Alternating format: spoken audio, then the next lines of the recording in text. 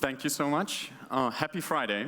Very, very glad to be here. It's actually my first time in Tartu, but I've been looking very much forward to that because the density of people that are building great companies, people that want to build great companies, and that will build great companies just so incredibly high here, right? So the size of the city is not that large, I would say. I'm hoping I'm not stepping on anyone's toes, but kind of the density and thereby the absolute number of great founders and great companies being built out of here is quite enormous. And for us as Antler, not to contradict what you just said, but we're actually not operating only in these geographies, we're operating around the globe, so we have 25 offices around the globe. And we're trying to figure out whether maybe Tartu or Tallinn should be the 26th office that we're actually going to open. What we do is we actually work with founders pretty much at a point where no other institutional investor would work with them. So we're typically in touch with founders at a stage already where they're pre-product, definitely pre-revenue, and very often also pre-team. And at that stage, start engaging with them, start working with them to then become their first investors at a point where usually they're still pre-product, definitely still pre-revenue. And what we can look at is pretty much the team and our belief in the team being able to be building that company that we're now talking about or something very similar to that. Which is why understanding the quality of founders and the quality of strong co-founding teams is so incredibly important to us, because it's really what we do every day. So when we take our initial investment decisions, there's very little we could diligence. There's no product. There's no customer we could talk to and ask, what do you think about the product? There's really the founding team that we could look at. And so for us to understand what makes great founders is actually quite important. I think probably most of you have seen this little billboard here. It's gone quite viral, I think, over early summer. One of the reasons why I do believe the founding team is incredibly important is from the get-go, from the early days onwards, it's relatively unlikely that a founding team is going to build exactly what they think they're going to build. And there are many very, very prominent examples. And the case that you sometimes see in a founding team is that founders are very, very excited about solving one thing or building one product. And then whenever reality hits and they see the market is not right for that, we need to pivot left, right, we need to adjust the product, we need to maybe serve a different market, they fall apart because they're not excited about each other. They're just excited about this very product or this very challenge that they're trying to solve. When you look at those examples here, I think obviously the Netflix example, they're still relatively close to what they used to do, right? So the medium has changed which they operate on, so they don't do DVDs anymore. But they stream, but they're also producing content, and it's become a major part of their actually competitive value proposition. But there's, amongst the bigger tech companies that we all know, and I guess we're a customer of most of them, there's even more prominent examples of them doing completely different stuff than they did in the beginning. So Instagram, for instance, used to be a whiskey app meant for people to kind of check in at great whiskey bars.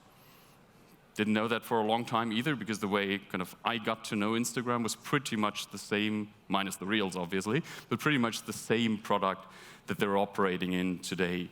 But when the founders set out initially, they thought, let's build that funky whiskey app because we love to connect with people and share that we had a whiskey at this or that bar. Similar to YouTube, kind of started as a video dating service. I think it's used differently by now. Maybe some people use it still as a video dating service, but most people use it for very, very different causes. The product has evolved, the user base has evolved, and the use cases obviously are dramatically different from that. And I think the most extreme example of an evolution for me is certainly Amazon, which kind of started out disrupting the way that books were being sold. And now the only part of their business that's really loss-making is selling books. Right? So really the profits and the entire kind of the innovation and the disruptiveness out of the business is really coming from a lot of other parts of the business. They've disrupted lately logistics, for instance, and obviously cloud computing. And at that point, really, we're usually at the point where the venture that we look at may be a whiskey app. So we're trying to figure out whether the founders behind that will be building Instagram in the end, and will get it right. I think the observation that the team is critical is not very new, right? So you will all have seen kind of statistics pretty much like this. There's 27,000 different cuts. I think this is Crunchbase. 27 different cuts on the team and the importance of the team.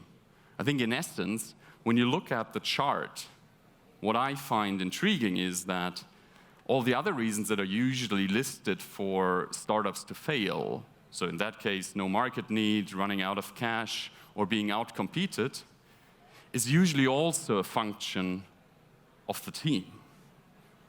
So a very strong team will figure out that there is no market need and they will pivot. They will go from the whiskey app, for which there apparently is no market need, and go into building Instagram. They will go beyond just selling books, and they will actually build something on top of that so they don't run out of cash.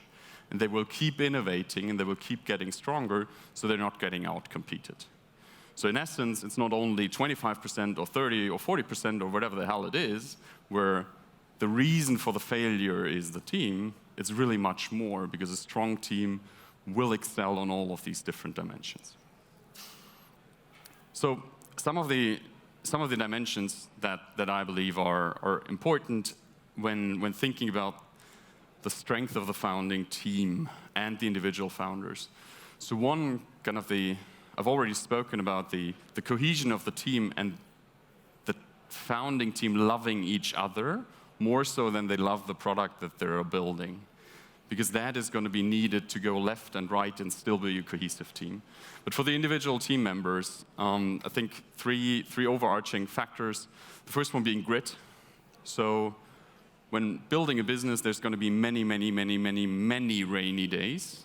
And everybody here in the room who's built a business knows that.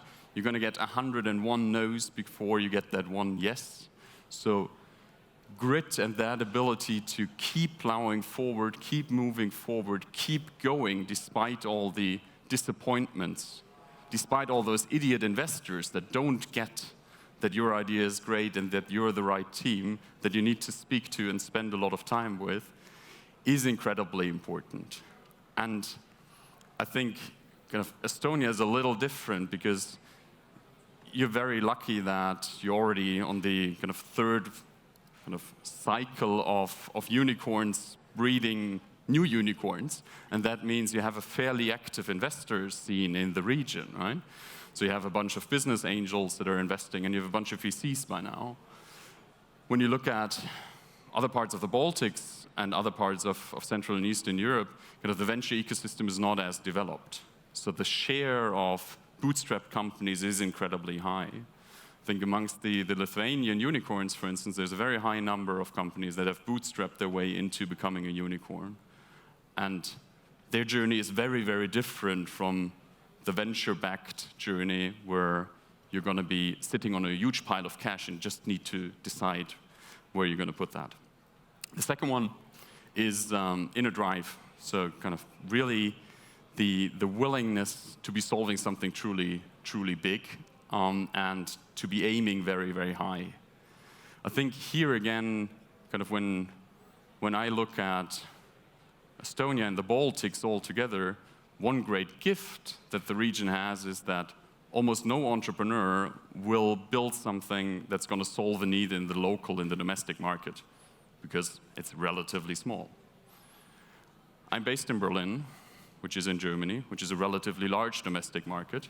One of the biggest mistakes and traps that people fall into is trying to solve something for that domestic market. The same is true for Poland, the same is true for France, for instance, which are all relatively large markets in themselves, but they're not large enough to really build a very large and scaling company. And the third one is Spike. And Spike is really one or two dimensions that an individual founder is very good at.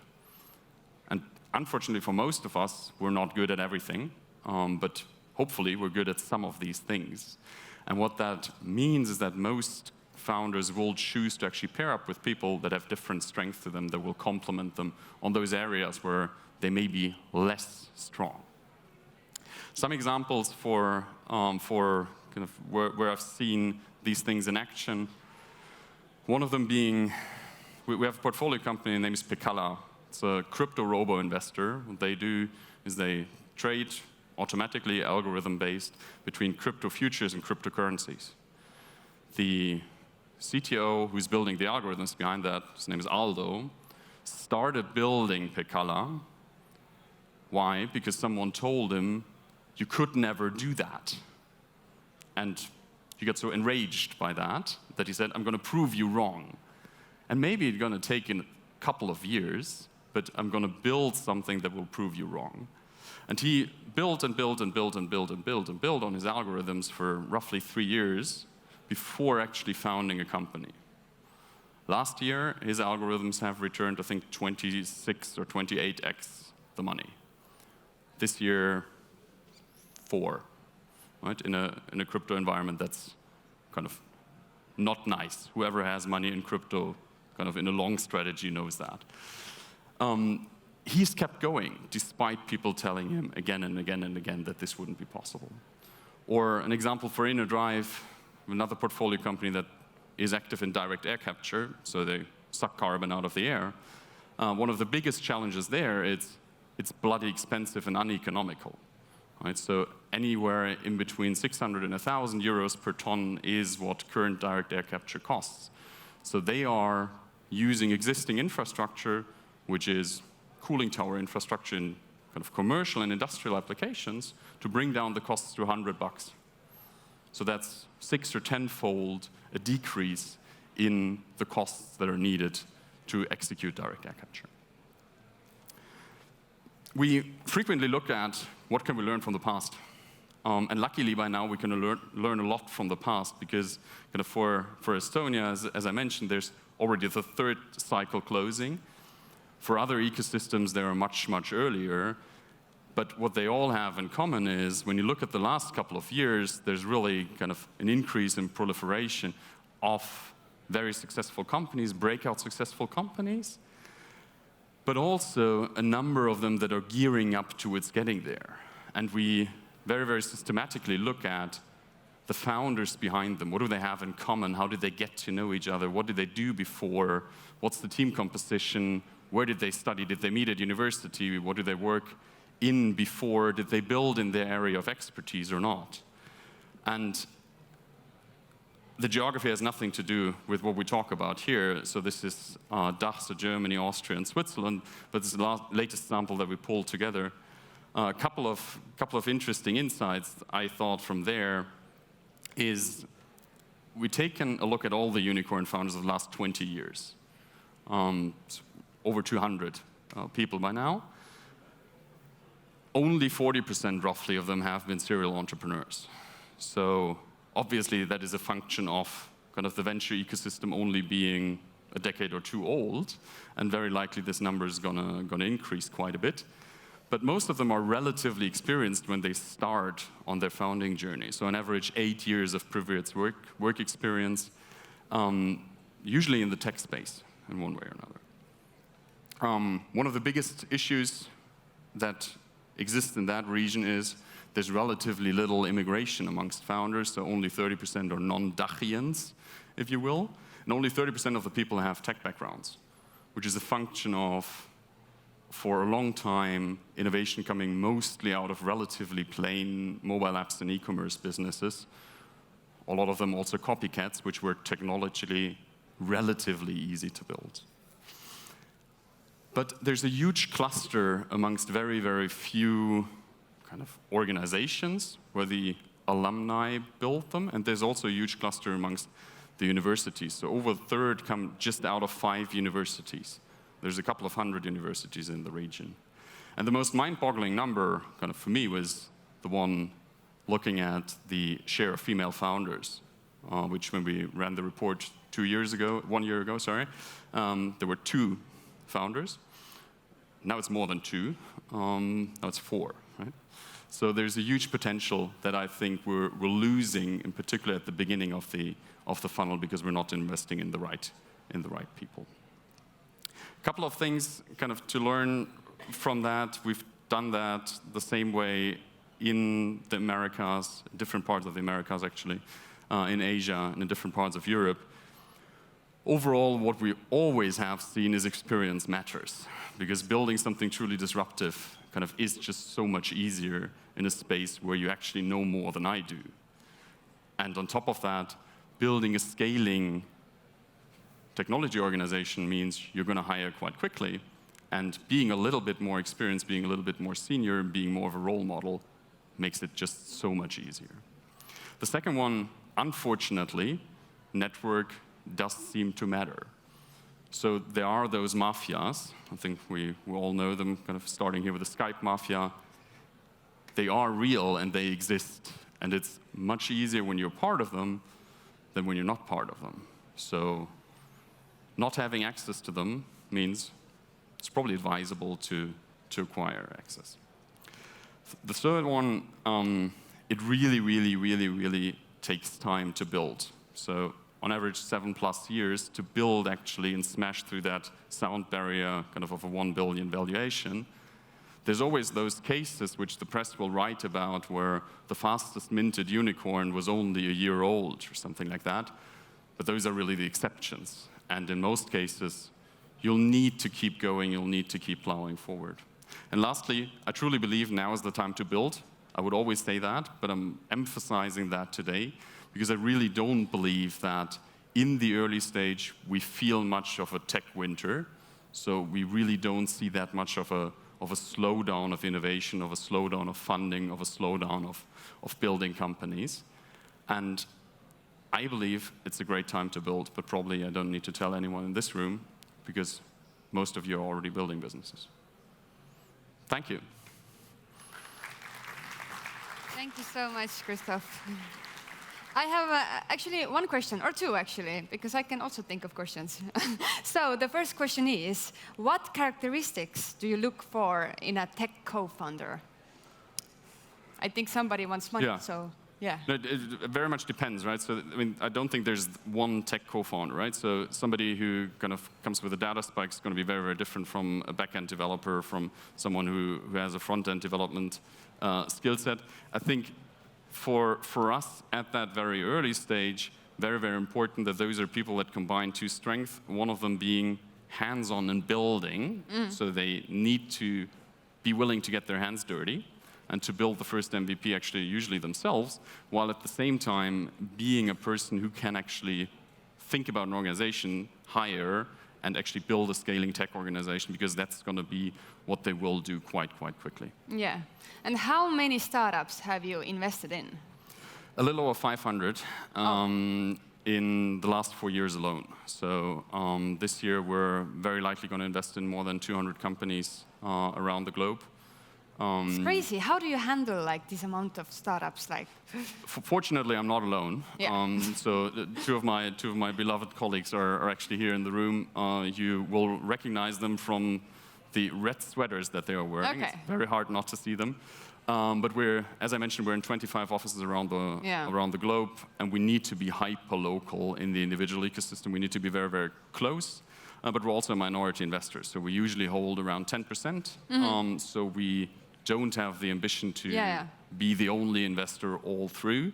But we're very, very actively working with great co-investors to join on that journey and to invest in their portfolio. Okay, and if there's like any startup who wants to meet you, what should they do? Should they just find you on Either kind of be blinded by the red sweaters and just hit them up, or kind of find me, I'm more camouflage in the dark blue shirt, or hit us up on LinkedIn. Okay. We're usually fairly responsive. Christoph Klink, K-L-I-N-K.